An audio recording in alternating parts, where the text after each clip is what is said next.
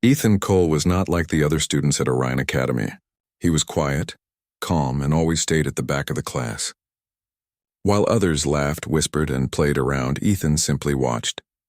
He had eyes that noticed everything: small details, quick movements, the way people breathed when they were nervous. Teachers said he was gifted, but some students whispered that he was strange. He didn't mind. He preferred silence. Silence made the world clear. It was a bright morning when the science division announced a special lesson. Everyone in the xenobiology class gathered early, full of energy and curiosity. Rumors spread fast. Some said they were bringing a live alien. Others said it was a captured monster from the outer colonies. The classroom buzzed with excitement. Desks rearranged into a circle. In the center stood a glowing energy cage, shimmering like blue lightning. Inside, something moved. The doors opened. Professor Halden walked in, his white coat flapping behind him. He was tall, serious, and carried a data tablet filled with warnings. Behind him came two armed guards in silver armor, their weapons pointed at the cage. "Students," the professor said, his voice deep and slow. "Today you will witness one of the most dangerous creatures ever captured by human hands." Gasps filled the room. Someone whispered, "Is it alive?" Professor Halden nodded, alive and aware. He turned to the cage. "This is an alien predator from the planet Drathos 9. It is called a Carnex." The creature stepped into the light, and the students froze. It was massive, over 8 feet tall, with armor-like skin that shimmered black and purple. Its claws were long and curved like blades. Its eyes glowed a deep red, scanning the room slowly. Even through the energy field, its presence felt heavy, like the air itself was afraid. One of the guards spoke quietly. It took 10 soldiers to bring it down. 5 never made it back.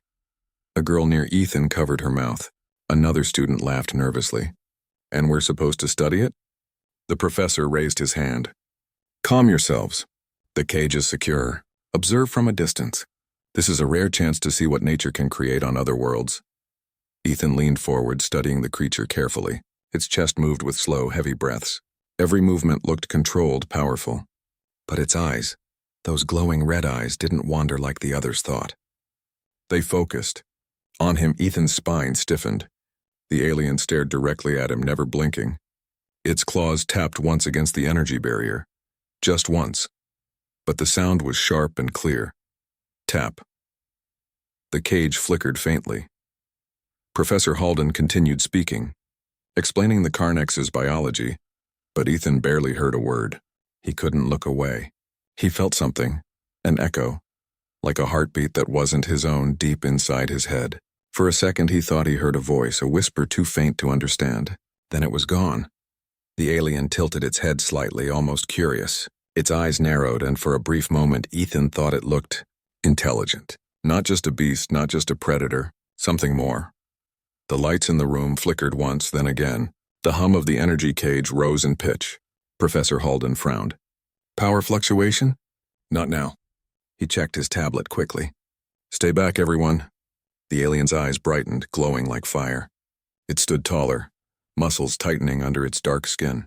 It made a low growl, a sound that wasn't just heard but felt in the bones. The guards raised their weapons, fingers on the triggers. The professor shouted, "Do not shoot unless I give the order." The lights flickered again. And then darkness. Total black. Students screamed. Someone dropped a chair. The alien roared, shaking the room like thunder. Ethan couldn't see, but he could feel the heat, the vibration, the sound of breaking metal. A flash of blue light lit up the room for a second. Energy sparks from the failing cage. Then another roar, and the cage shattered. The emergency lights came on, dim and red. Desks were overturned. Papers floated in the air. The alien was free. It stood in the center of the room, smoke rising from its claws. Its chest moved with a deep rumbling breath. The guards opened fire, bright flashes filling the air. But the creature moved faster than anything human. It dodged, it struck, and one guard flew across the room, crashing into a wall. The other froze, trembling. Ethan stayed where he was. His heart raced, but he didn't run. He didn't know why.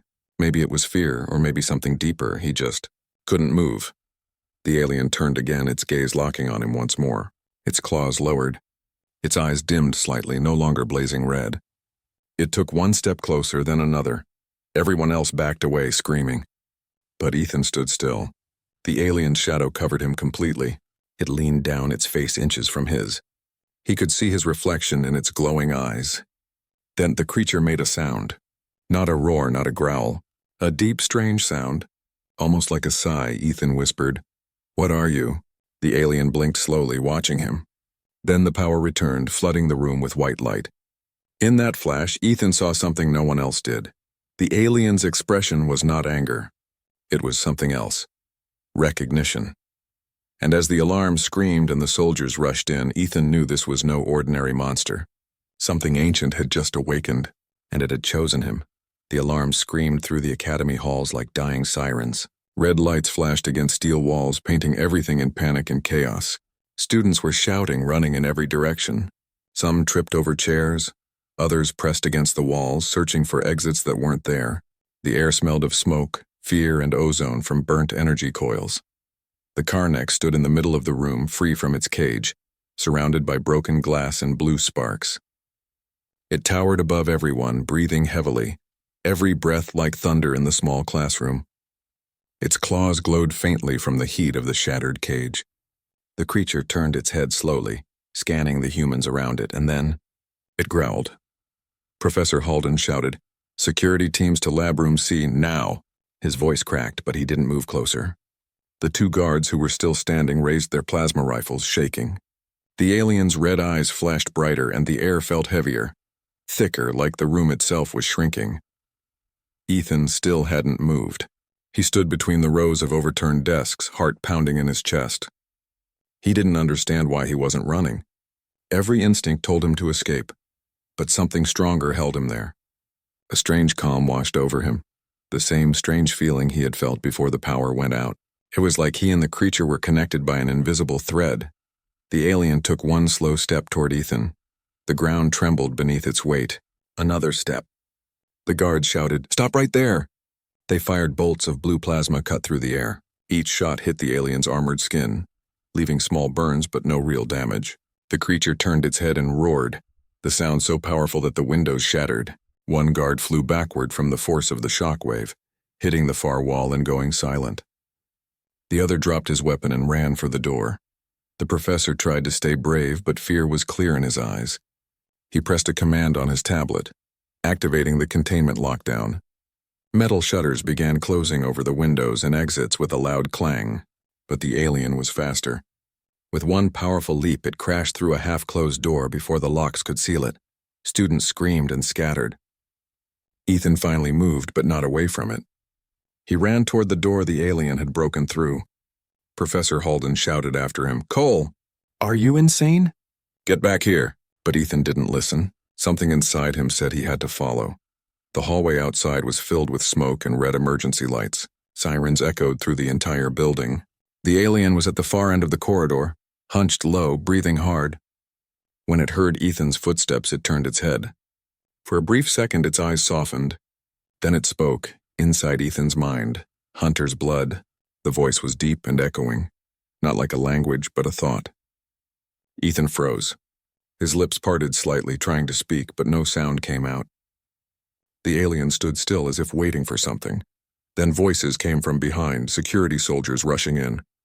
They aimed their heavy rifles at the Carnex. "Target locked! Fire!" The hallway exploded with light and sound. But Ethan screamed, "I'd stop. Don't shoot!" The soldiers ignored him. The alien roared again, ducking low and smashing its claw into the wall. Concrete burst like sand. In one swift move, it leaped upward, right through the ceiling vents, breaking metal panels apart. Dust and debris rained down as it vanished into the shadows above. The soldiers looked around in confusion. "Where did it go?"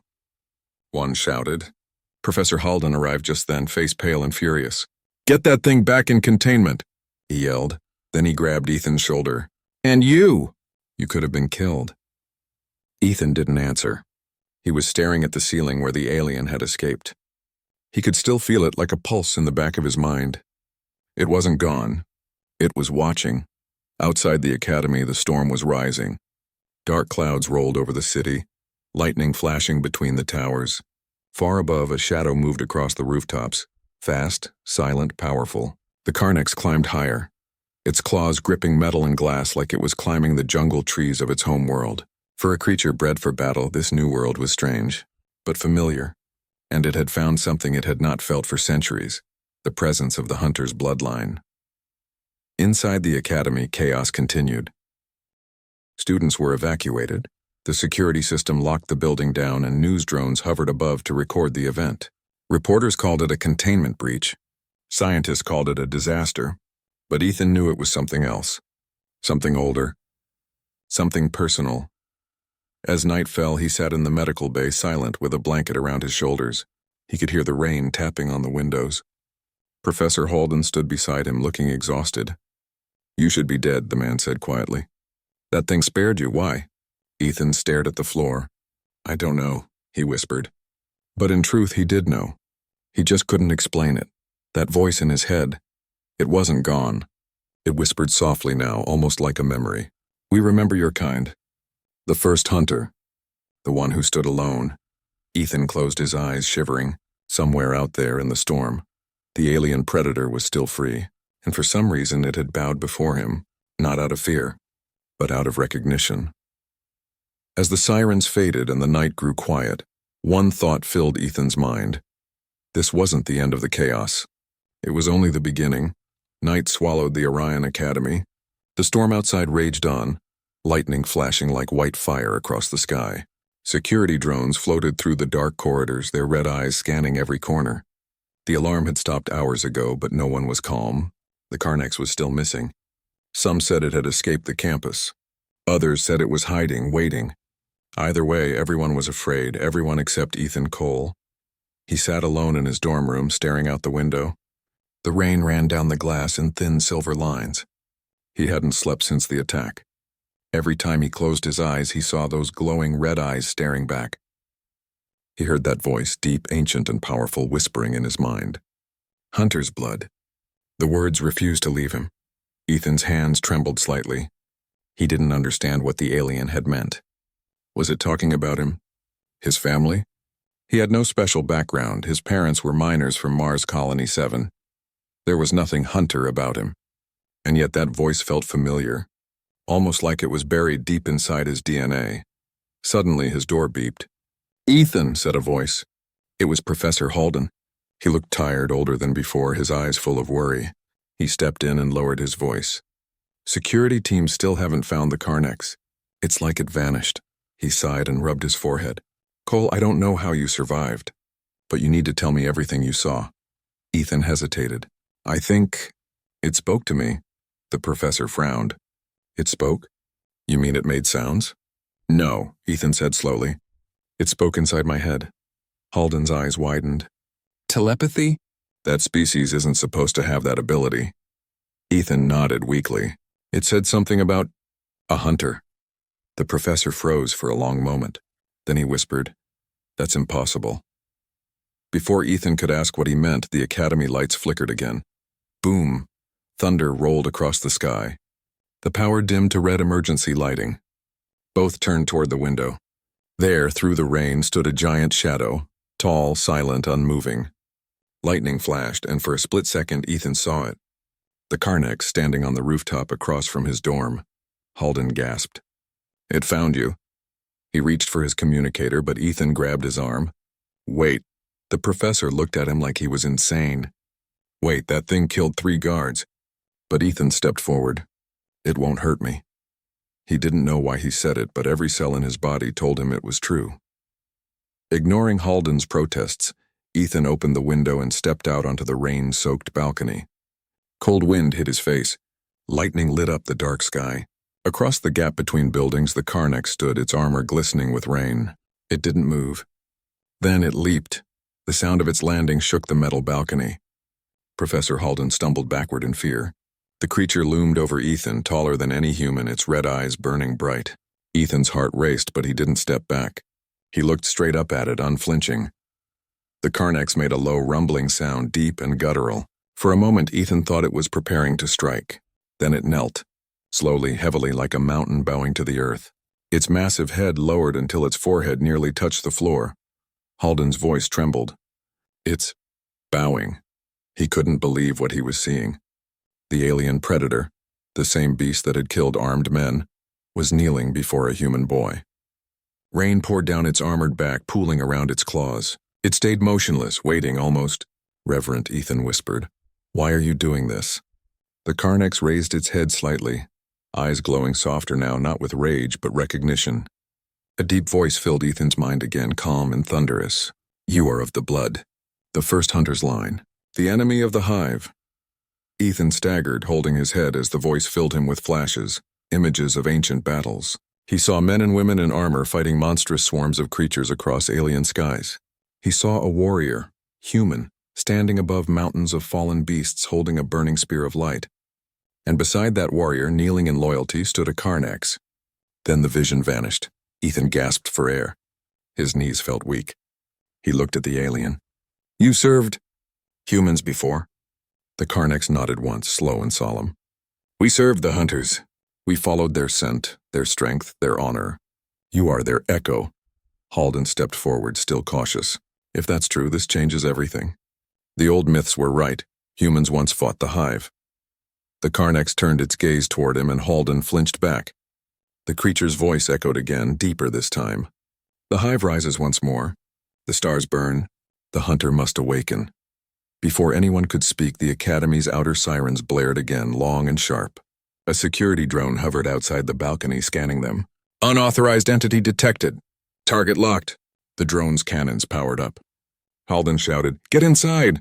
Ethan turned, but the Carnex didn't move. Instead, it stood tall, roaring at the drone. The sound shattered its sensors, and the machine exploded into sparks. The alien then turned to Ethan again. "They will not understand. You must come." Ethan hesitated. "Come where?" he asked. "To the stars," the voice answered. "To remember what you are." Then, before Ethan could respond, the Carnex leaped away, vanishing into the stormy night once more. Halden ran to the railing, looking down, but the creature was gone. Only the sound of rain remained. Ethan stared into the dark sky, heart racing. He didn't know where the alien had gone, but he knew this wasn't over. Something ancient had awakened in him, and somewhere out there something far worse was coming. The boy who once sat quietly at the back of the class was no longer ordinary. He had been chosen by a monster who bowed. Morning came, but the Academy felt nothing like morning. The sun was hidden behind thick clouds, and the air smelled like wet metal and smoke. Soldiers filled every hallway, scanning students and locking doors. Drones hovered over the rooftops, searching for any sign of the escaped alien. The name Carnex now echoed across every screen. Every student whispered the same question. Why didn't it kill the human boy? Ethan Cole walked down the corridor with 2 guards on each side. He wasn't handcuffed, but he might as well have been. People stared as he passed, some with fear, some with curiosity. He kept his eyes low, pretending not to hear the whispers. Is he controlling it? Maybe he's an alien too. He tried to ignore them, but each word cut deep. They led him to Professor Halden's lab. The old man was waiting there, his eyes tired but sharp. "Sit, Ethan," he said softly. The guards left the room, the door hissing shut behind them. Halden turned on a small device that buzzed faintly. A signal blocker. "No one can listen in now," he said. Then he looked Ethan in the eyes. "Tell me exactly what the Carnex said." Ethan hesitated, then repeated the words slowly. "It said, I have the blood of the first hunter. It said I'm part of his line." Halden exhaled heavily. "I was afraid of that." He tapped a few keys on his console, and the screen filled with old records. Images of human soldiers wearing strange armor, glowing symbols carved into their skin. "These are not myths, Ethan. The hunters were real. Thousands of years ago, before the Hive War ended." Ethan frowned. "The Hive War? I thought that was just a story." Halden shook his head. "No. The Hive was a vast alien empire that spread across hundreds of worlds. It nearly wiped out humanity. The only reason we survived was because of a small group of warriors, humans who could bond with alien species. They were called hunters." He paused, then pointed to one of the images. A man stood with a Carnex beside him, both covered in battle scars, both alive. "The first hunter," Halden said quietly. "And his ally." Ethan stared at the screen. The man looked familiar somehow. Tall, dark-haired, with eyes that seemed to burn like his own reflection. "But how can I be connected to someone from that long ago?" Halden leaned closer. "Because the hunters passed down their bloodlines. Their genes carried something that allowed them to communicate with alien minds. Your blood test confirmed unusual neural patterns. I thought it was a mutation. I was wrong. Ethan stood slowly, his hands trembling. So I'm one of them? A descendant? Halden nodded. Yes, but the hunters were not just warriors, they were leaders of entire species. Each one shared a bond with a creature like the Karneks. Together they fought the Hive. When the war ended, the hunters vanished. Some say they died. Others say they hid their bloodlines to protect humanity. Ethan turned away, pacing. It bowed to me, Professor. It could have killed me, but it didn't. It said the Hive is coming back. Halden froze. It said that? Ethan nodded. The professor's expression darkened. That means the Hive isn't extinct. If they're returning, then this world is in danger again. For a moment, silence filled the room. Then the door slid open and a man in a black uniform stepped in. He had sharp eyes, a cold smile, and a metal badge on his chest that read Director Kane. Talking about ancient stories again, Professor? He said. Halden frowned. This is a private meeting. Kane ignored him and looked at Ethan. So you're the boy who made the monster kneel. Interesting. Ethan stayed silent. Kane walked slowly around the room, tapping on tables, glancing at the screens. You're lucky, son. If that thing wanted you dead, you'd be ashes. But instead it treated you like royalty. Why do you think that is? Ethan said quietly. Because I'm one of the hunters. Kane laughed. Hunters? You believe that fairy tale? Halden stepped between them. It's not a fairy tale, Kane. The Karneks recognize something ancient. You should be studying this, not mocking it. Kane's eyes hardened. I don't need legends. I need control. We're tracking the creature as we speak. When we find it, we'll put it down for good. Ethan's voice rose. No, you can't kill it. Kane turned to him, amused. Why not? Because it's trying to warn us. The Hive is coming, Kane smirked. The Hive is dead. You've been reading too many Academy files, boy. He turned to leave, but Halden spoke sharply. If you kill that creature, you may destroy the only being that can help us fight what's coming. Kane stopped at the door, eyes cold. Then let's hope you're wrong, Professor, he said and walked out. Ethan sat back down, shaking his head. He could feel it again, the faint pull in his mind like a heartbeat echoing from miles away. The Karneks was calling him. It wasn't done, and neither was he. Halden placed a hand on his shoulder. Ethan, if you truly are of the hunter's line, you have a duty to find that creature again. But you can't do it alone. Ethan looked up at him, determination burning behind his tired eyes. I don't plan to. Outside, thunder cracked across the sky again, louder than before. Somewhere out there, among the rain and shadows, the Karneks waited, and deep within Ethan's blood, something ancient began to wake. A memory of battles, of loyalty, of fire and light. The first hunter's legacy had returned, and the Hive would soon learn that humanity was not finished. The next night, the academy was silent, but not peaceful. Searchlights swept across the campus, scanning every roof, every window. Drones floated above like mechanical fireflies, armed and ready. The Karneks had been gone for 2 days, but the fear it left behind still lingered. No one laughed in the hallways anymore. No one dared to stay out after dark. Ethan Cole sat alone in the observation deck, staring out over the rain-soaked courtyard. The stars were hidden behind clouds, and the sound of thunder rolled softly across the sky. He could feel it again, that strange pulse inside his head. It came and went like a second heartbeat, quiet but steady. The Karneks was out there, watching, waiting. Professor Halden entered the room quietly, carrying a tablet under his arm. He looked older than before, his eyes heavy with worry. Ethan, he said softly, I think I've found something. Ethan turned. About the hunters? Halden nodded. About the Hive. He placed the tablet on the table, showing a series of red dots spreading across a star map. These are deep space signals picked up from the edge of human territory. They're moving, Ethan, and they're alive. Ethan stared at the map. You mean ships? Halden nodded grimly. Hive ships. Thousands of them. The old archives were right, the Hive never died. They just slept. Ethan felt a chill run down his spine. So the Karneks was telling the truth. Yes, Halden said, and that means we don't have much time. Before they could speak further, the door hissed open. Director Kane stepped inside with 2 armed soldiers. His expression was cold and sharp as a blade. Professor Halden, he said, you've been busy. Halden straightened. Kane, you don't understand. The hive is coming back. We have proof.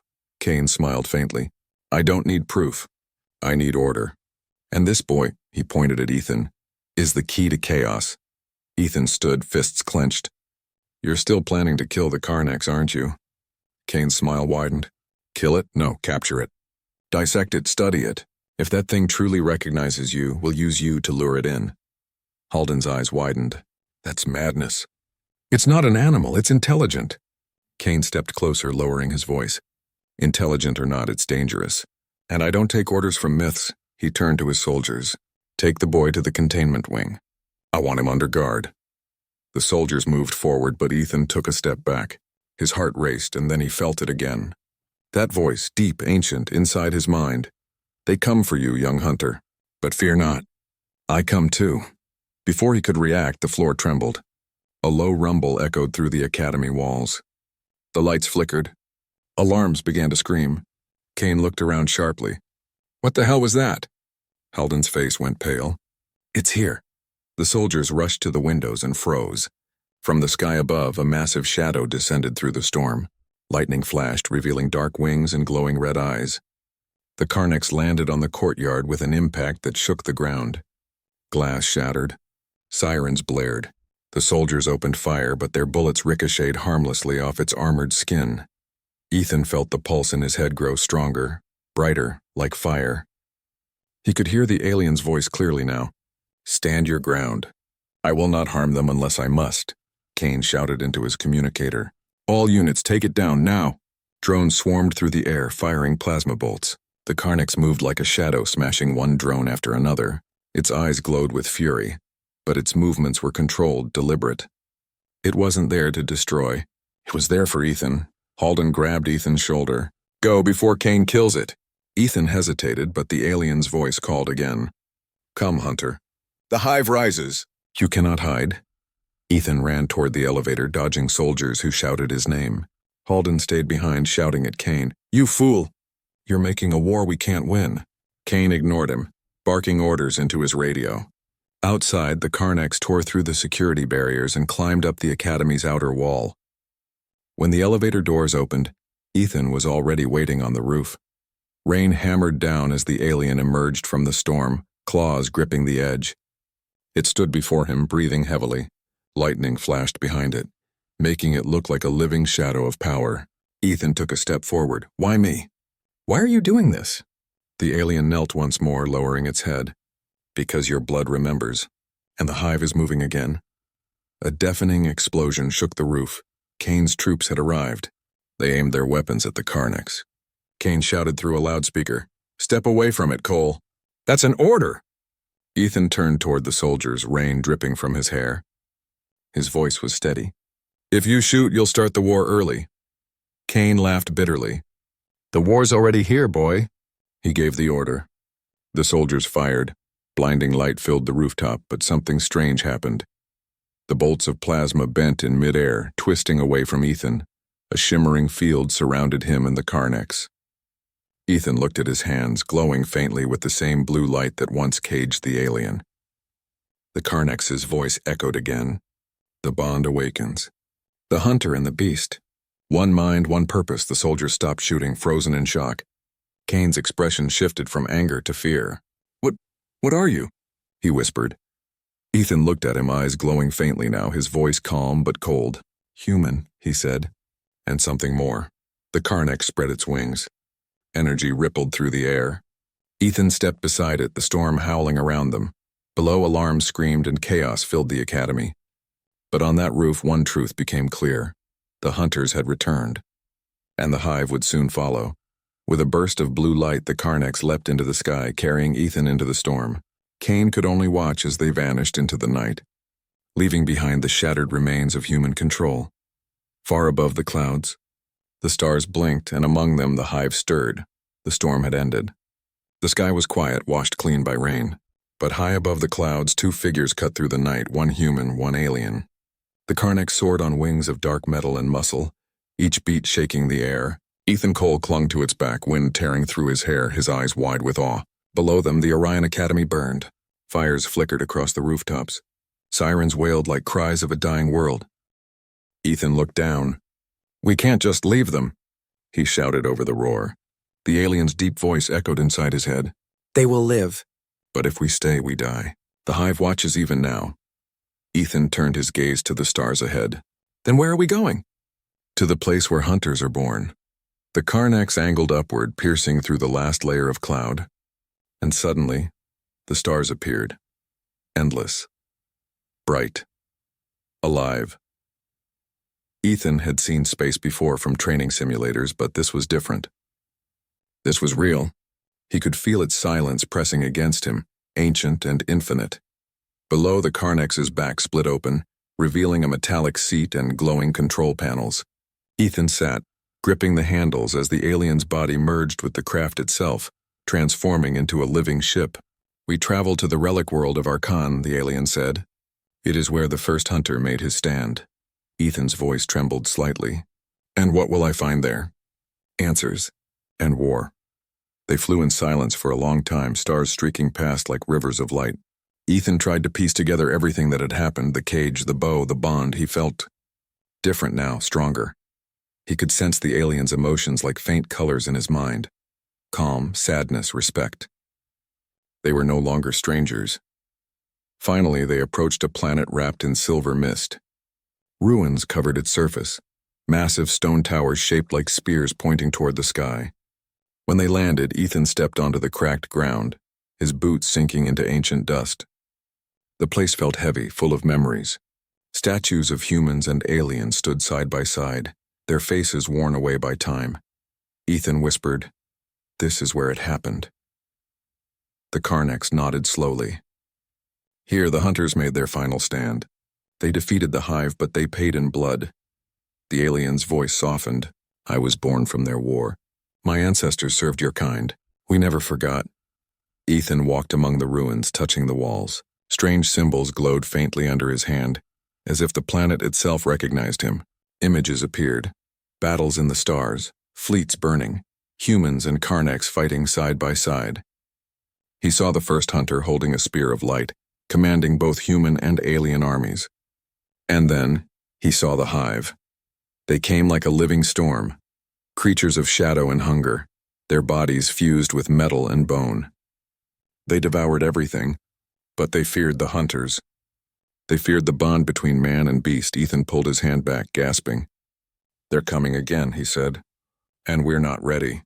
The Karnax lowered its head. "Then you must become what you were meant to be." Ethan turned. "How?" The alien's chest opened slightly, revealing a glowing crystal heart pulsing with blue light. "Take it, join with it. The hunters use this power to command us. It is yours by blood." Ethan hesitated. The light reflected in his eyes, calm but fierce. He reached forward and touched the crystal. It burned, but not painfully. Energy rushed through his veins like fire and ice, filling his lungs, his mind, his soul. Visions exploded in his head, memories that weren't his own.